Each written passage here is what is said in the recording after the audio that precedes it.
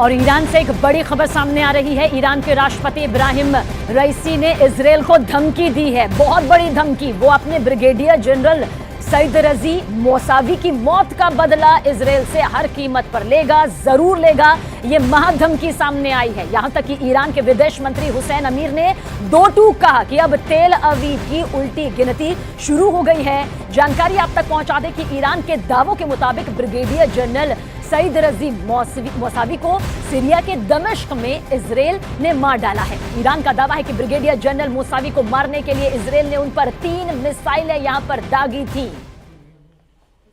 इसलिए अब Iran Israel से खूनी बदला लेने के लिए उतारू हो चुका है। खबर तो यहां तक सामने आ रही है कि ईरान ने खुफिया तरीके से 400 आत्मघाती लड़ाकों को इजरायल में 400 ठिकानों पर हमले की यह बड़ी जिम्मेदारी सौंपी है।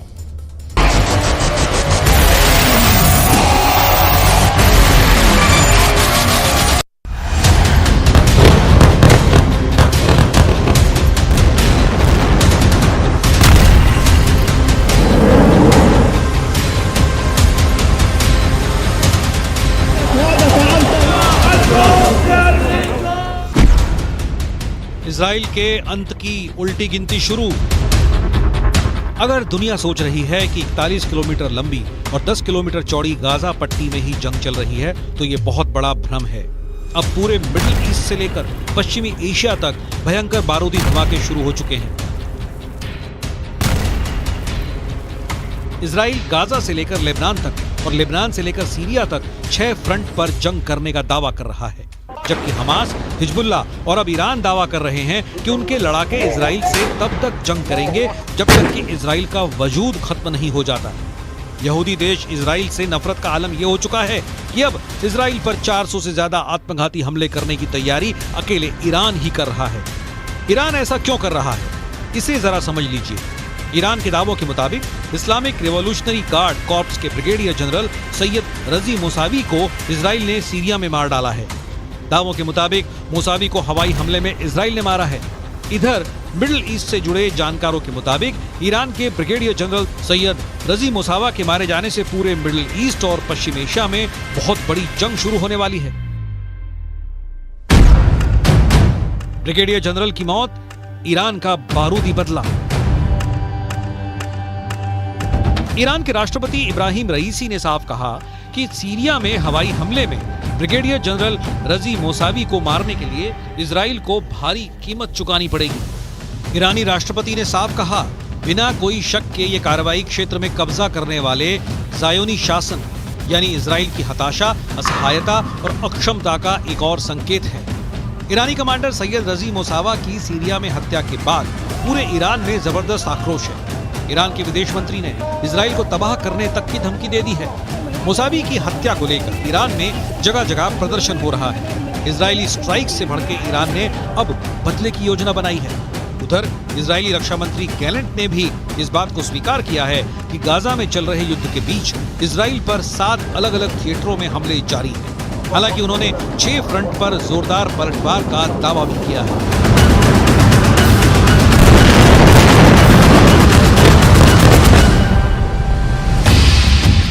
अब सवाल उठता है, आखिर इजराइल ने सीरिया में घुसकर ईरानी कमांडर ब्रिगेडियर जनरल सैयद रजी मौसावी को क्यों मार डाला? आइए कुछ और खास जानकारी भी आपसे साझा करते हैं। दरअसल ब्रिगेडियर जनरल सईद रजी मौसावी की मौत से ईरान बुरी तरह से बौखला गया। ये पूरी डिटेल देखिए, इस वक्त आपके सामने मौजूद है। ईरान ने धमकी दी कि इजरायल के अंत की उल्टी जो गिनती है वो अब शुरू हो चुकी है। साथ ही साथ हम आपको बताने जा रहे हैं कि कैसे सीरिया के उत्तरी पूर्वी दमिश्क में IRGC के ब्रिगेडियर जनरल रजी मौसावी को मारा गया। और ईरानी मीडिया की खबर यहां पर क्या कहती है? ईरानी मीडिया की खबरों के मुताबिक ब्रिगेडियर जनरल मौसावी दोपहर 2 बजे तक ईरानी दूतावास में मौजूद थे। दूतावास दोपहर करीब 1 बजे घर में धमाका होता है और बगीचे में जाकर लाश गिर जाती है। जी हां, दोपहर 3 बजे का वो वक्त था जब ब्रिगेडियर जनरल मौसावी घर पहुंचे। घर पहुंचने के बाद ठीक उसी वक्त ईरानी दावों के मुताबिक इजरायल की 3 मिसाइलों ने ब्रिगेडियर जनरल सईद रजी मौसावी के घर को कुछ इस तरह से उड़ा दिया। और इसके बाद आपको ये बताते हैं हुआ क्या। चश्मदीदों ने जो देखा उसके मुताबिक अब आपको बता रहे हैं। इजरायली मिसाइलों का धमाका इतना जोरदार था, इतना जबरदस्त और खौफनाक था कि ब्रिगेडियर जनरल सईद रजी मोसावी का शव जो है वो घर से उछलकर कुछ इस तरह से बगीचे में जा गिरा। सोचकर ही रोंगटे खड़े हो जाते हैं, दहशत भर जाती है और उनका पूरा घर देखिए किस तरह से तबाह यहां पर हो जाता है। हम बात कर रहे हैं उत्तर पूर्वी दमिश्क सीरिया, दोपहर 3 बजे और घर में धमाका होता है और लाश जो है वो बगीचे में गिर जाती है। बताया यह भी जा रहा है कि मोसावी ईरानी सेना के कमांडर कासिम सुलेमानी के सहयोगी थे, यानी कि सहयोगी यहां पर बताए गए जिन्हें अमेरिका ने साल 2020 में मार गिराया था। ये वो साल था, साल 2020। लेकिन जबकि इजराइल का जो दावा है वो है इस्लामिक रिवॉल्यूशनरी गार्ड कॉर्प्स के ब्रिगेडियर जनरल सईद रजी मोसावी सीरिया में ईरान के सैन्य अभियानों को कोऑर्डिनेट कर रहे थे, यानी जिनका जिक्र इस वक्त हम यहां पर कर रहे हैं। हिजबुल्लाह को हथियार सप्लाई कर रहे थे और हमास की भी पूरी मदद कर रहे थे। इजराइल का भी यह दावा है कि मोसावी लगातार इजराइल पर हिजबुल्लाह से हमले यहां पर करवा रहे थे। یک اقدام ناجوانمردانه و برخلاف کنوانسیون‌های بین‌المللی اقدام رژیم صهیونیستی انجام شد که طبیعتاً حق مقابله برای کشور قربانی محفوظ هست و به طور طبیعی پاسخ این جنایت خودش رو در واقع در شرایط مناسب و در زمان مناسب حتماً خواهد کرد. कुछ दावों के मुताबिक ईरान ने अपने कमांडर मोसावी की हत्या का बदला लेने के लिए इजराइल के खिलाफ एक खतरनाक प्लान बनाया है। ईरान ने फिदायीन हमलों से इजराइल को दहलाने की योजना बनाई है। इसके लिए अफगान लड़ाकों की भर्ती कर रहा है। सूत्रों के मुताबिक अफगान लड़ाके इजराइल पर आत्मघाती हमले करेंगे। गाजा जंग और सीरिया में इजरायली स्ट्राइक से भड़के ईरान का प्लान दुनिया भर में इजरायली ठिकानों को निशाना बनाने का है। ईरान इजराइल में आत्मघाती हमले कर सकता है, इसके लिए उसने खतरनाक प्लानिंग की है। सूत्रों के मुताबिक जनरल हामिद अब्दुल्लाही के नेतृत्व में ईरान के इस्लामिक रिवॉल्यूशनरी गार्ड कॉर्प्स आर पार की जंग की तैयारी कर रहे हैं। सूत्रों के दावों के मुताबिक IRGS के कुछ फोर्स की यूनिट 400 इजरायली ठिकानों को चिन्हित कर चुकी है जहां पर आत्मघाती हमले की योजना है। इसके लिए अफगान लड़ाकों की बाकायदा भर्ती भी जारी है। अपने समर्थक समूहों के खिलाफ इजराइल और अमेरिकी स्ट्राइक से बौखलाए ईरान ने आक्रामक रुख अख्तियार कर लिया है। साल 2020 में ईरान के टॉप कमांडर कासिम सुलेमानी को अमेरिका ने इसी तरह से हवाई हमले में मार डाला था। ठीक उसी तरह से इजराइल ने ब्रिगेडियर जनरल मोसावी को मार डाला है। ईरान के विदेश मंत्री ने इजराइल की उल्टी गिनती का दावा करना शुरू कर दिया है।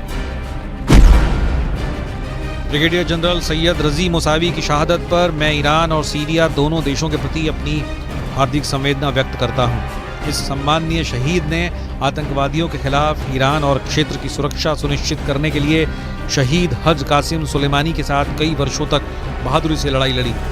अब तेल अवीव की एक कठिन उल्टी गिनती शुरू हो चुकी है। गाजा में भले ही इजरायली सेना ने बढ़त बना रखी हो, लेकिन इजराइल के पीएम नेतन्याहू को भी मानना पड़ा कि गाजा युद्ध में इजरायली सैनिक काफी संख्या में मारे गए हैं, जो हालात को और बदतर बना रहे हैं। ये हालात अब मिडिल ईस्ट से लेकर पश्चिमी एशिया तक खराब हो चुके हैं, क्योंकि हूथी और ईरान समर्थित कताइब हिजबुल्लाह लड़ाकों ने इजराइल और अमेरिकी सैन्य अड्डों पर एक साथ हमले शुरू कर दिए हैं। पहले आप ये जान लीजिए कि हूथी और ईरान समर्थित लड़ाकों ने अमेरिका पर कहां-कहां हमला किया है।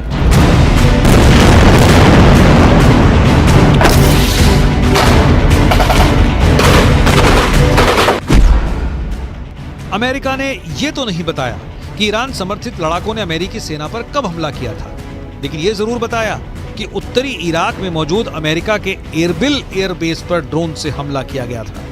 अमेरिकी रक्षा सचिव लॉयड ऑस्टिन के मुताबिक इराक में अमेरिका सैनिकों पर यह हमला ईरान समर्थित कताइब हिजबुल्लाह के लड़ाकों ने किया था। इराक में ईरान समर्थित कताइब हिजबुल्लाह के लड़ाकों के इस हमले में वैसे तो कई अमेरिकी सैनिक घायल हुए, लेकिन 3 सैनिक बेहद गंभीर रूप से घायल हैं। कताइब हिजबुल्लाह ने अमेरिकी सैनिकों पर ड्रोन से हमले कैसे किए इसकी जानकारी नहीं दी गई और न ही घायल अमेरिकी सैनिकों के नाम बताए गए। इराक में कताइब हिजबुल्लाह के हमलों से अमेरिका बौखला गया है।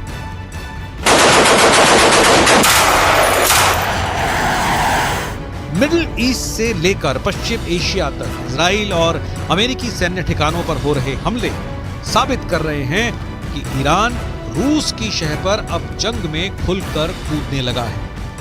हूथी चुन चुनकर समंदर में इजराइल और अमेरिकी जहाजों और टैंकरों पर हमले कर रहा है। यही वजह है कि अब अमेरिका ने ईरान के कताइब हिजबुल्लाह के लड़ाकों पर ऐसा भीषण हमला किया है जिसकी वजह पश्चिम एशिया में जंग तेज होने के दावे किए जाने लगे हैं। हम आपको बताते हैं कि अमेरिका ने ईरान के कताइब हिजबुल्लाह लड़ाकों पर जोरदार एयर स्ट्राइक की है। जरा देखिए कैसे। अमेरिकी रक्षा सचिव लॉयड ऑस्टिन के मुताबिक अमेरिकी सेना ने ईरान समर्थित कताइब हिजबुल्लाह पर भीषण हवाई हमले किए हैं। कताइब हिजबुल्लाह पर अमेरिका ने ये हमले इराक और सीरिया में किए हैं। सोमवार यानी 25 दिसंबर को अमेरिकी सेना ने कताइब हिजबुल्लाह पर हमला किया था। लड़ाकू विमानों और मिसाइलों से ईरान समर्थित कताइब हिजबुल्लाह लड़ाकों के 3 ठिकानों को अमेरिकी हमले में तबाह करने का दावा किया गया है। खबर के मुताबिक अमेरिकी सैनिकों के घायल होने के बाद राष्ट्रपति जो बाइडेन ने ईरान समर्थित मिलिशिया समूहों के खिलाफ जवाबी कार्रवाई का आदेश दिया था, जिसके बाद ये हमले किए गए। अमेरिकी सैन्य बलों ने इराक में कताइब हिजबुल्लाह और कई समूहों की ओर से इस्तेमाल की जाने वाली 3 ठिकानों पर हमले किए। ये सटीक हमले इराक और सीरिया में अमेरिकी अधिकारियों के खिलाफ ईरानी प्रायोजित मिलिशिया हमलों का जवाब है। कताइब हिजबुल्लाह सरीखे समूहों ने आर्बिल एयरबेस पर हमला किया था।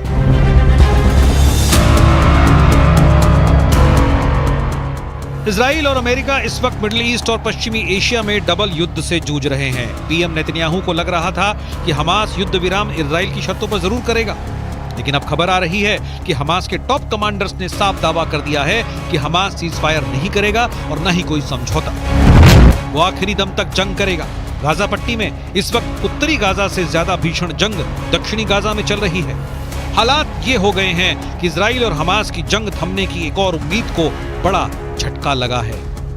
24 दिसंबर को इजरायली मीडिया रिपोर्ट्स में दावा किया गया कि हमास और इस्लामिक जिहाद आतंकी संगठनों ने इजिप्ट या कहें मिस्र के उस प्रस्ताव को ठुकरा दिया है जिसमें कहा गया था कि अगर ये दोनों संगठन गाजा की हुकूमत किसी तीसरी ताकत को सौंप देते हैं तो इजराइल परमानेंट सीजफायर कर देगा। लेकिन हमास के टॉप कमांडर्स ने इस प्रस्ताव को पूरी तरह से खारिज कर दिया है। हम आपको हमास नेता यह्या सिनवार का वो दावा दिखाने जा रहे हैं जिसमें इजराइल सेना को भारी नुकसान का दावा किया गया है। हमास के कसाई का दावा, मार दिए 1500 इजरायली सैनिक।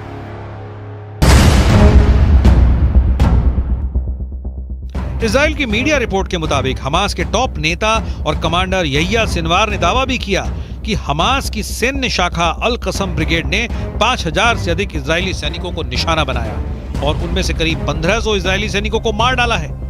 हालांकि ऐसा कोई आंकड़ा इजराइल की ओर से जारी नहीं किया गया है। हमास नेता सिनवार ने इजरायली सैन्य उपकरणों को नष्ट करने की संख्या के बारे में भी बढ़ा चढ़ाकर दावा करते हुए कहा कि हमास ने 750 इजरायली सैन्य वाहनों को तबाह कर दिया है। सिनवार ने इजराइल का जिक्र करते हुए कहा कि उसके कब्जे को मान लेने की शर्तों पर कभी समझौता नहीं होगा और न ही हमास कभी सरेंडर करेगा। दूसरी तरफ इजराइल के प्रधानमंत्री बेंजामिन नेतन्याहू ने गाजा का दौरा किया है और साफ शब्दों में कहा कि हम फिर साफ कर देना चाहते हैं कि इजरायली सेना इस जंग को तब तक बंद नहीं करेगी जब तक वो गाजा में मौजूद हर आतंकी संगठन का कब्जा खत्म नहीं कर देती। אמש שוחחתי שוב עם הנשיא ביידן. אני מעריך את עמדתה האיתנה של ארצות הברית במועצת הביטחון, עמדה שתומכת במאמץ המלחמתי שלנו. אמרתי אתמול לנשיא ביידן שאנחנו נילחם עד לניצחון המוחלט. ייקח כמה זמן שזה ייקח. हालांकि इजराइल के भीषण हमलों से गाजा लगभग तबाह हो चुका है। जरा देखिए फलस्तीनी किस हालात में पहुंच चुके हैं। इजराइल के ऑपरेशन स्वॉर्ड ऑफ आयरन के तहत इजराइल ने सबसे ज्यादा भीषण हमले उत्तरी गाजा में किए हैं। साल 2023 में गाजा पट्टी में हुए इजरायली हमलों में अब तक 1 लाख से ज्यादा इमारतें गाजा में तबाह हो चुकी हैं। उत्तरी गाजा की लगभग 11 लाख की आबादी में से 85% फलस्तीनी हमास समर्थक भाग चुके हैं। ज्यादातर फलस्तीनी उत्तरी गाजा से दक्षिणी गाजा की तरफ भागे हैं। इजराइल की IDF का दावा है कि उसने 7 अक्टूबर से अब तक 22,000 से अधिक टारगेट्स पर हमला किया है और उन्हें तबाह कर दिया है। 80 दिनों से ज्यादा की जंग में इजराइल ने हमास के हर उस ठिकाने को तबाह किया है जहां से हमास या तो हमला कर रहा था या फिर उसके लड़ाके छिपे हुए थे।